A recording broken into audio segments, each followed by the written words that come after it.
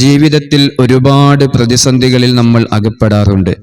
ഏത് വിഷമഘട്ടത്തിൽ നിന്ന് രക്ഷ ലഭിക്കാനും ഏത് പ്രതിസന്ധികളെയും മറികടക്കാനുള്ള ഒരു ദുആയെ പറ്റിയാണ് ഇൻഷാ അല്ലാഹ് ഇന്നത്തെ മജ്ലിസിലൂടെ നമ്മൾ പറയുന്നത്.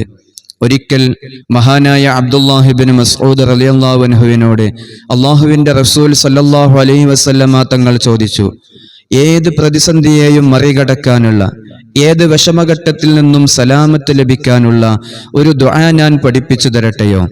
ഈ സമയം മഹാനായ അബ്ദുല്ലാഹി ഇബ്നു മസ്ഊദ് റളിയല്ലാഹു അൻഹു വളരെ സന്തോഷത്തോടുകൂടെ പറഞ്ഞു, നഅം യാ റസൂലല്ലാഹ്, ഓരോ ദിവസവും ഞങ്ങൾ വല്ലാത്ത വിഷമത്തിലാണ്.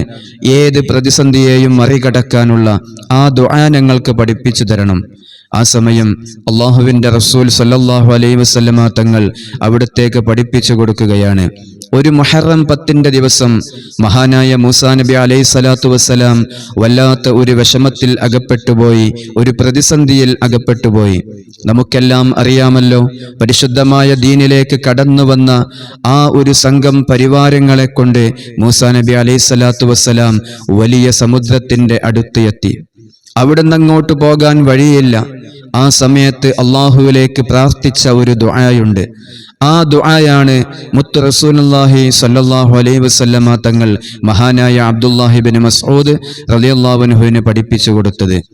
ഏത് പ്രതിസന്ധികൾ ജീവിതത്തിൽ വന്നു കഴിഞ്ഞാലും ഏത് പ്രയാസങ്ങൾ വന്നു കഴിഞ്ഞാലും അതിനെ മറികടക്കാൻ പറ്റുന്ന ഏറ്റവും നല്ല ദുആയാണ് ഇൻഷാ അല്ലാഹ്. ഈ ദുആ നമ്മൾ പതിവാക്കുക. അള്ളാഹു നമുക്ക് തൗഫീഖ് നൽകട്ടെ.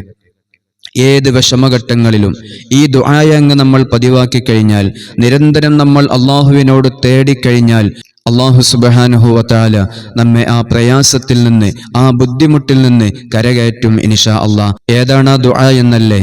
اللهم لك الحمد وإليك المشتكى وأنت المستعان ولا حول ولا قوة إلا بالله العلي العظيم لا حول ولا قوة إلا بالله العلي العظيم.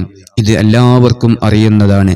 അതിന്റെ മുമ്പായി അല്ലാഹുമ്മ ലക്കൽ ഹംദു വ ഇലൈക്കൽ മുസ്തക വ അൻതൽ മുസ്തആനു വലാ ഹൗല വലാ ഖുവത ഇല്ലാ ബില്ലാഹിൽ അലിയിൽ അലീം.